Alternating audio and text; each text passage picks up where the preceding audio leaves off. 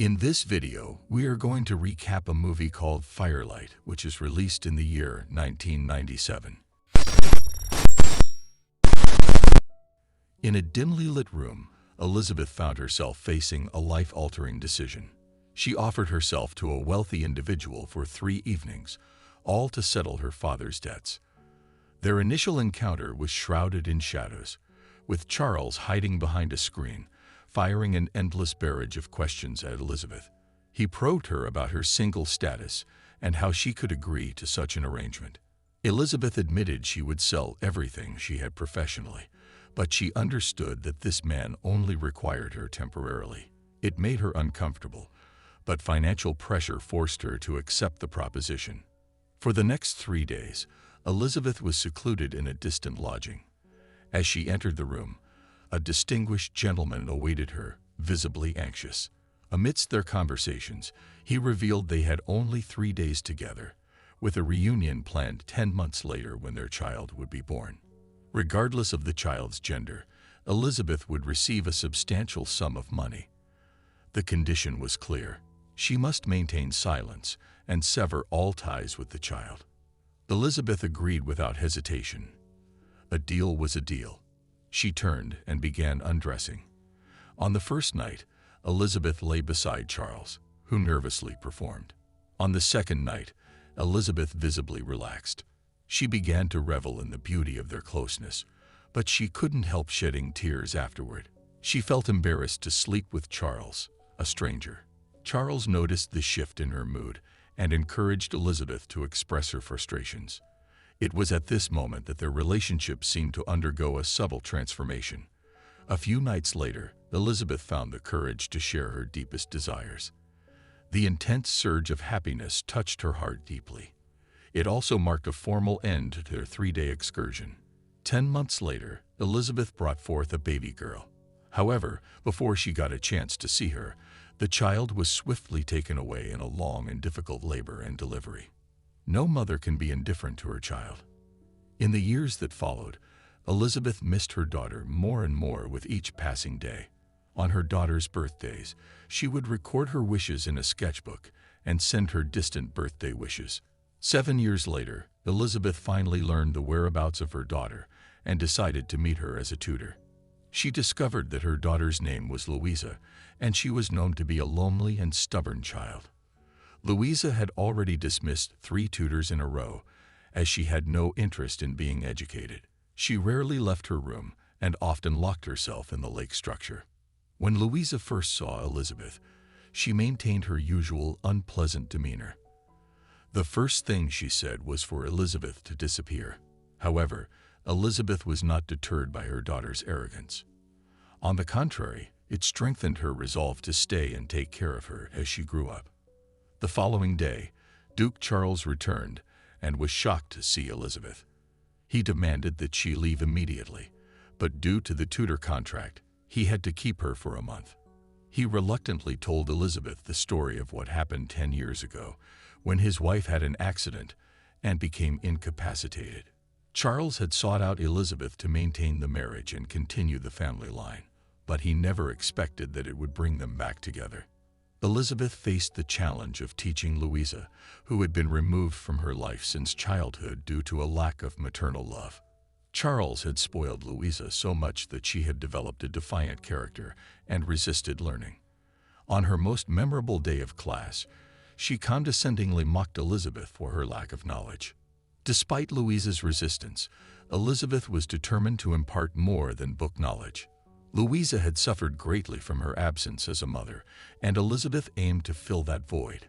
Charles, despite his anger, couldn't bear to see his daughter suffering and eventually ordered the lessons to stop.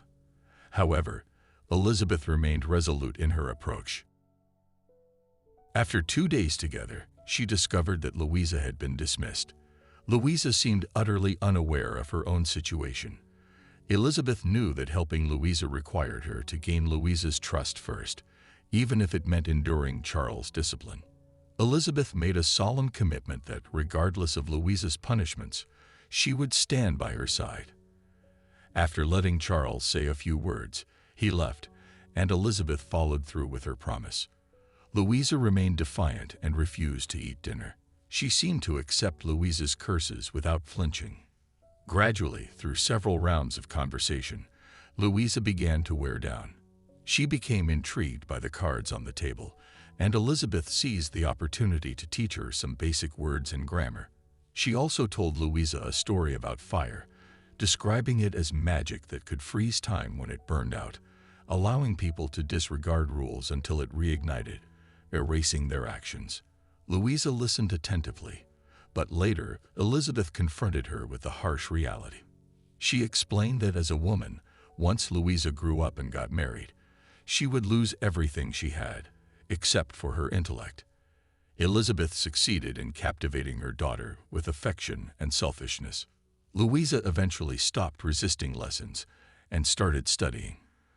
Charles was pleased to see his daughter's progress, and a new warmth developed between him and Elisabeth. One night, Charles opened up to Elisabeth about his feelings, a conversation he had reserved solely for his oblivious wife. Elisabeth's own emotions for someone else also simmered beneath the surface. One day, they found themselves in a compromising situation.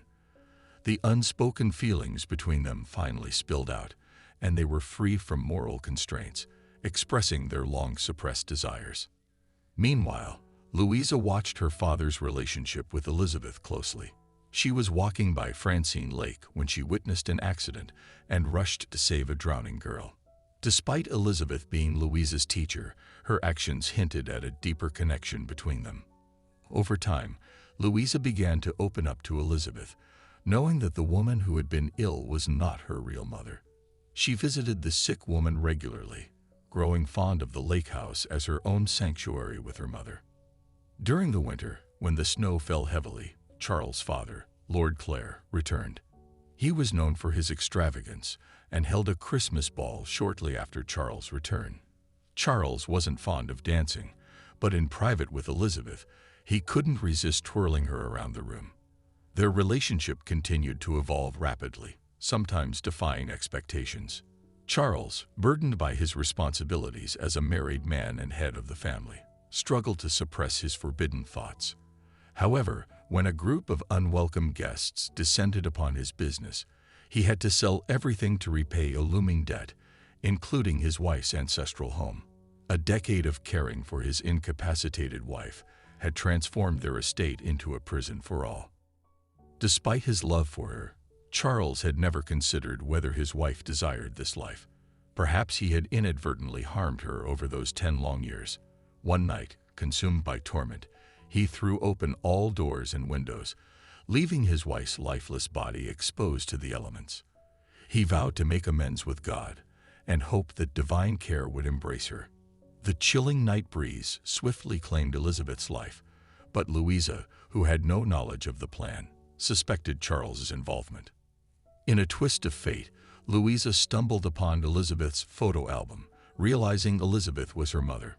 Perplexed by her mother's actions, Elisabeth confessed that she had sold Louisa for £500. To Louisa's astonishment, the newfound wealth brought her a sense of relief. As the story unfolded, mother and daughter found forgiveness and liberation from their past transgressions.